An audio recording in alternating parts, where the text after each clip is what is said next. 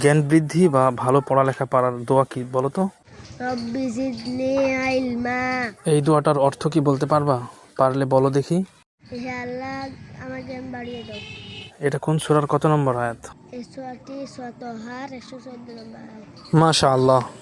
আপনার সন্তানকে পবিত্র কোরআনের ছোট ছোট কিছু সূরা এবং রসুল সাল্লাল্লাহু আলাইহি ওয়াসাল্লামের অসংখ্য হাদিসের মধ্য থেকে ছোট ছোট কিছু হাদিস ও দোয়া এবং বাংলা, ইংরেজি ও আরবি হাতের লেখা খুব সহজেই কিভাবে আপনার সন্তানকে শিখাইতে পারবেন, ছোট্ট শিশুরা কিভাবে খুব সহজেই সুন্দরভাবে লিখতে পারবে বাংলা ব্যঞ্জনবর্ণ, স্বরবর্ণ, ইংরেজি লেটার, আরবি হরফ, এগুলো নিয়ে আমার কিছু ভিডিও ইউটিউবে আছে। আমি কমেন্ট বক্সে লিঙ্কগুলো দিয়ে দেবো, আপনারা দেখে নেবেন।